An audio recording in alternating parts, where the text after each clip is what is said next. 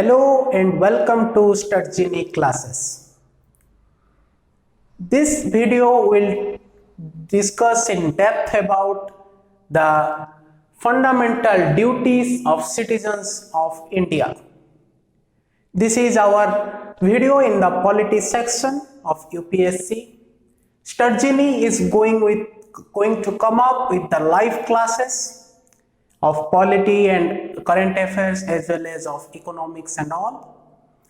To register yourself for the live classes, you can visit our website, the link of which is provided in the description below, and register yourself for the live classes going to begin from December 2nd week onwards, and can enjoy availing the study of complete Indian polity along with its notes, revisions, questions for practice, and everything that are required for an aspirant to become successful in UPSC.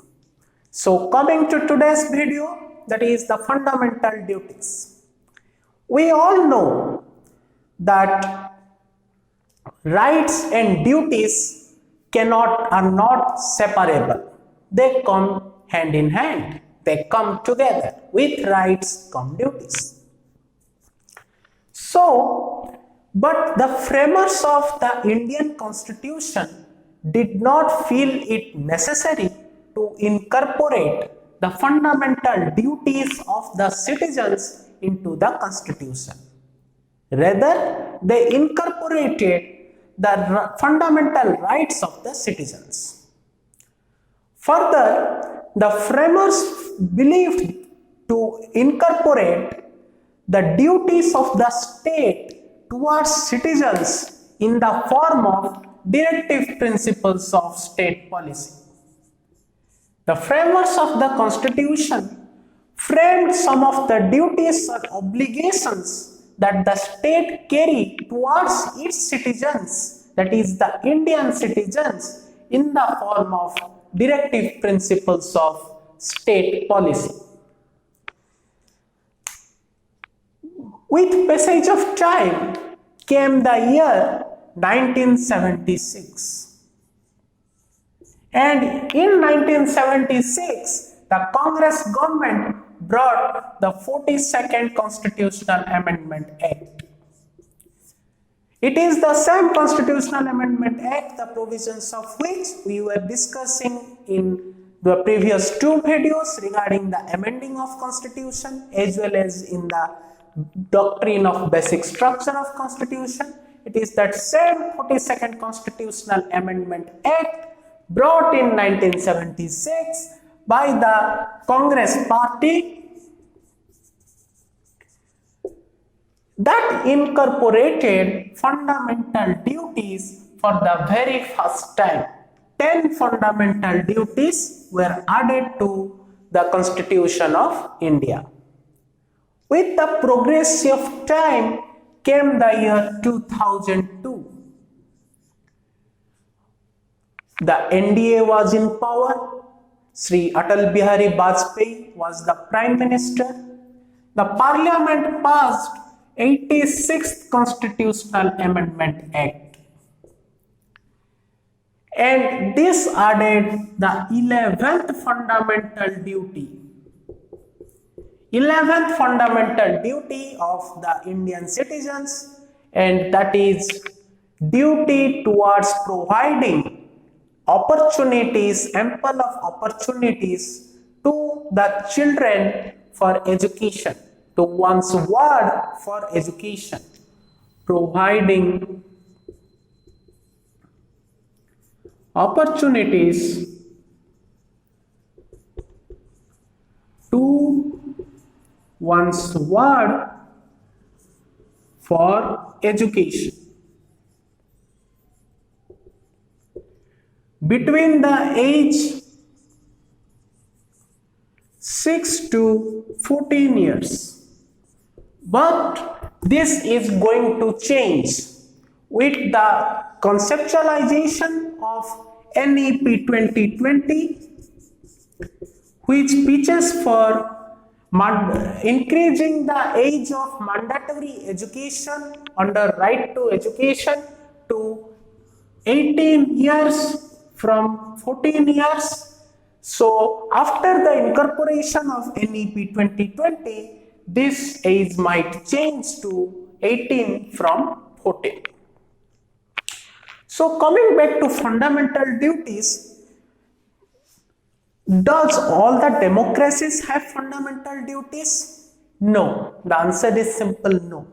All the major democracies like your US, your Canada, Australia, Britain, all the major democracies in the world, they do not contain a fundamental duty. Perhaps Japan is the only democratic nation apart from India that contains a fundamental duty in place. On the contrary, you will find all the major socialistic nations going with fundamental duties. The constitutions present in the socialistic nations have the feature of fundamental duties of citizens. Indian fundamental duties are inspired from the erstwhile USSR. India got inspired from the erstwhile USSR and incorporated fundamental duties. To incorporate fundamental duty, the then Congress government had set up a committee under the chairmanship of Swaran Singh. So now we will look into the recommendations made by the Swaran Singh committee regarding the incorporation of fundamental duties into the constitution of. In 1976, the Congress party set up Sardar Swaran Singh Committee. Sardar Swaran Singh Committee for enactment of fundamental duties, the need of which was felt during the operation of internal emergency from 1975 to 77.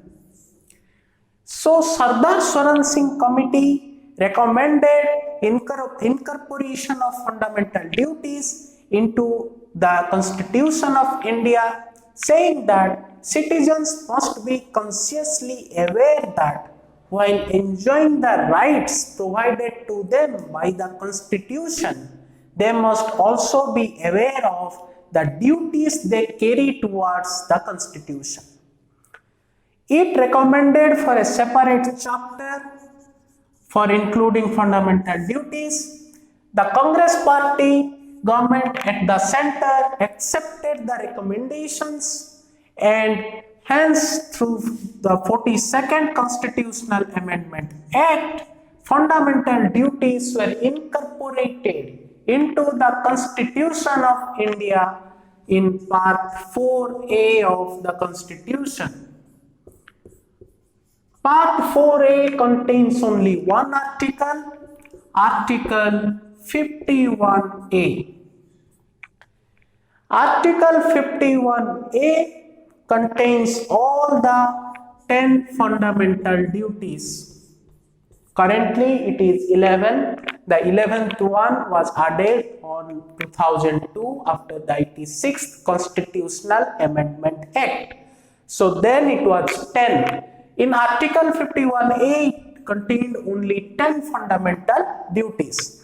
The Congress party defended its action by saying that not incorporating fundamental duties into the Constitution was a historic mistake of the framers of the Constitution, and currently the government is correcting the historical mistake that was being made, and hence the government defended incorporation of fundamental duties. The Sardar Swaran Singh Committee, it recommended for 8 fundamental duties. But the Congress government, it incorporated 10 fundamental duties. Further, there are various provisions that the committee had recommended, but the government has not incorporated it into the constitution. One of them is duty to pay taxes. Duty to pay taxes. This was recommended by the Sardar Swaran Singh committee that it is the duty of every citizen to pay tax to the government, but it was not incorporated into the original fundamental duties into the Constitution of India. Apart from this, two to three other provisions were also recommended that were not incorporated into the constitution. So, as per Article 51A, present in Part 4A of the Constitution, it is the duty of every citizen to abide by and respect the Constitution of India, to uphold and protect sovereignty, unity and integrity of the nation, to defend country and render national service whenever it is required, to value and preserve the rich cultural heritage of the nation, to protect and improve the natural environment, to promote harmony as well as brotherhood among the fellow citizens of the nation, to provide education to your child. It is the last fundamental duty. Another one being out of the 10, to safeguard public property. So these are some of the various fundamental duties. I am writing some: to safeguard public property. Actually, it is not required that much. You can read it directly from your book. So moving on, we will look at the various significance and the features of the fundamental duties, which is an analyzing portion. Hence, we need to focus more on this. These are, you can remember them by reading again and again. Let's take a look at the various features of the fundamental duties. Some of these are called as moral as well as civic duties. Moral and civic duties. Respecting national flag, symbol, anthem, these are all comes under your civic duties. Further, cherishing your national values and all come under moral duties. They also contain the Indian way of life. This is another important feature of the fundamental duties, that they are nothing but just a codification of Indian way of life, its culture, its heritage, its harmony. Further, unlike your fundamental rights, fundamental duties are only confined for citizens. In case of your fundamental rights, some of your fundamental rights were also applicable to foreigners as well, but fundamental duties are only applicable for the citizens of India. They are not applicable at all to the foreign nationals. Now let's take a look at the various criticisms that the fundamental duties face. Criticisms come in a way that it doesn't cover some of the important duties. Doesn't cover some of the important duties like your casting vote, paying taxes, family planning. These are some of the more important duties which must be included in as a fundamental duty. Like your voting. In a democracy, it must be made mandatory for every citizen unless and until Some exceptions are there, but you have to cast vote. Like it is mandatory in Australia for each and every citizen to cast their vote. Paying taxes and family planning.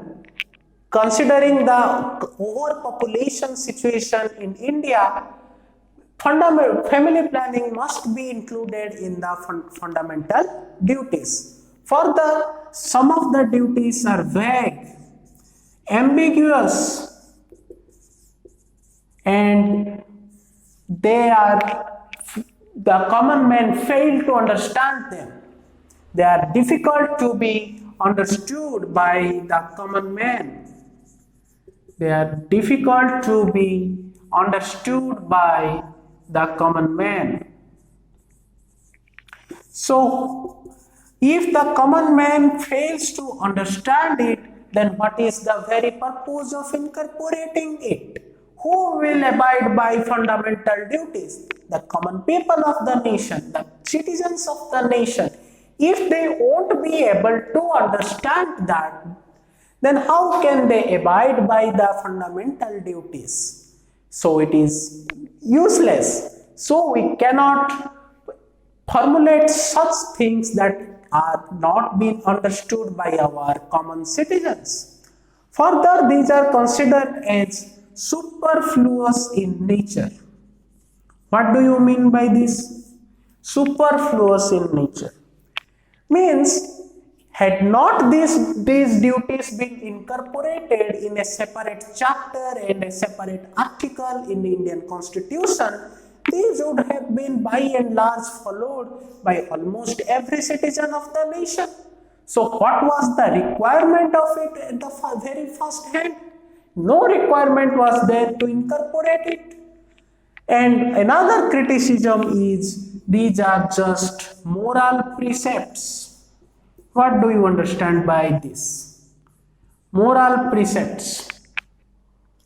Moral precepts means no penalty or punishment to be given to any of the citizens who are not abiding by these duties.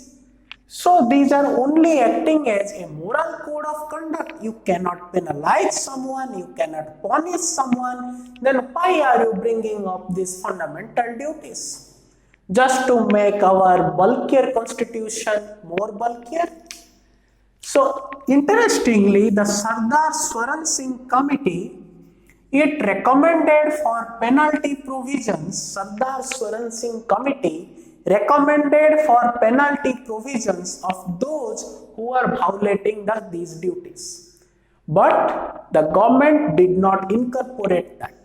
Further, the committee also recommended to include the paying taxes as a duty, but that was also not included in the file. Now, what are the various significances of fundamental duties? They serve as a reminder to the citizens that they are not, as they are enjoying fundamental rights, they also have some duties towards the nation. They are not as mere spectators who will keep on enjoying the rights without having or conducting any of the duties. Further, they act as a warning against anti-national and anti-social activities. Anti-national and anti-social activities. What are these activities? Anti-national and anti-social activities include activities such as disrespecting the constitution, disrespecting the national flag, burning the national symbol. These all comes under anti-national and anti-social activities. Fundamental duties act as a warning against committing such activities. Further, they also act as a source of inspiration and promote a sense of discipline and commitment among the citizens towards the nation. They also help the courts In deciding the constitutionality of a law, in deciding the constitutionality of a law,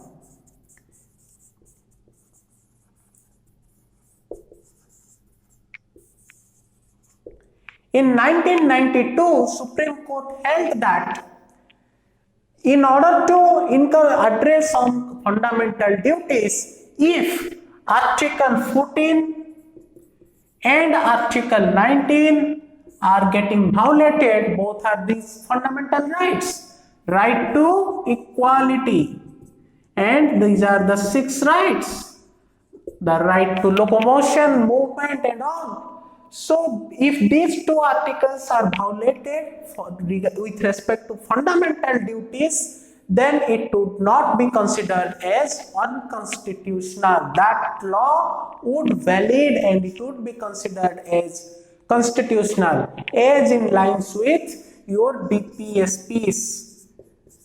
In order to incorporate directive principles of state policy, if Article 14 and Article 19 of the fundamental rights get violated, then also that law would remain constitutional. So, to study in detail regarding fundamental rights and about all these articles, you need to subscribe to our live classes. And to know more and learn more about the live classes, you can visit to our website, the link of which has been presented in the description box. You can go to our live class website, visit our UPSC section and subscribe to our live courses. If you do found this video helpful towards your preparation for UPSC, please like this video, share this video and comment your perspective regarding this video in the comment section below. Thank you. Have a nice day.